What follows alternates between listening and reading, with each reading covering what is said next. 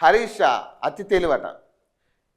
కేసీఆర్ బంధువులకే కోల్ టెండర్లట. MLC Addanki Dayakar, BRS MLA Harish Rao అతి తెలివితో మాట్లాడుతున్నారని, ప్రజలను మభ్యపెట్టాలనే ఉద్దేశంతో వాస్తవాలను ఆయన వక్రీకరిస్తున్నారని కాంగ్రెస్ ఎమ్మెల్సీ అద్దంకి దయాకర్ మండిపడ్డారు. ఆదివారం ఆయన మీడియాతో మాట్లాడారు.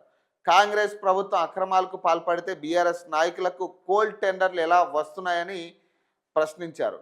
ఈ ప్రశ్నకు సమాధానం చెప్పగలరా అని అద్దంకి దయాకర్ నిలదీశారట. మీ కేసీఆర్ బంధువులకే టెండర్లు వచ్చాయి, మీకు మాత్రం ముడుపులు ముట్టలేదనే కోపంతో కాంగ్రెస్ ప్రభుత్వంపై విమర్శలు చేస్తున్నారు అని విమర్శించారు.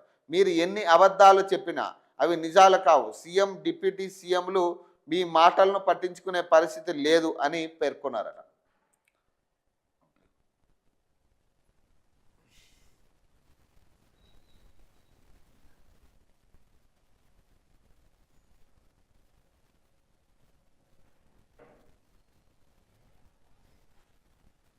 ఇక కవిత గమ్యం లేని ప్రయాణం అట. టీపీసీసీ జనరల్ సెక్రటరీ చెనగాని దయాకర్ మాట్లాడుతున్నారు.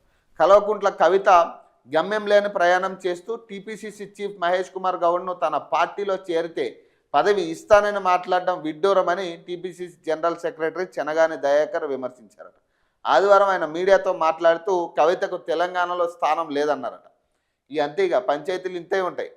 ఇక ఆమె కూడా ఇప్పుడు కాంగ్రెస్తో ఎటువంటి సంప్రదింపులు జరపకుండా అయితే ఆ వార్తలు బయటకు రావు కదా. ఇప్పుడు టీపీసీసీ ప్రెసిడెంట్ ఇప్పుడు ఆయన ఉన్న స్థానంలో ఇప్పుడు ఈమె ఎటువంటి మంతనాలు జరపకుండా ఉంటే ఆ మాట ఎందుకు వస్తుంది? ప్లస్ బయట పెద్ద ప్రచారం ఏంటంటే కాంగ్రెస్కి బి పార్టీగా, ప్లాన్ బిగా కవిత వ్యవహరిస్తున్నారు అనేది పెద్ద ఎత్తున ప్రచారాలు జరుగుతూ ఉన్నాయి. మొదటి నుంచి కూడా కాంగ్రెస్లో జాయిన్ అవుతారు కవిత అనేది పెద్ద ఎత్తున ప్రచారాలు జరుగుతూ ఉన్నాయి. మరి ఈ నేపథ్యంలో ఇక టీపీసీసీ ప్రెసిడెంట్ మాటల్లో కొంత నిజం ఉండే ఛాన్స్ ఉంది. ఈమె కప్పుపూర్చుకునే మాటలు చెప్పినా కానీ నిజమయ్యే ఛాన్స్ ఉండొచ్చు. అలాగే కవిత పార్టీ విషయంలో కూడా ఆమె గమ్యం ఎట్లా ఉందో తెలియదు.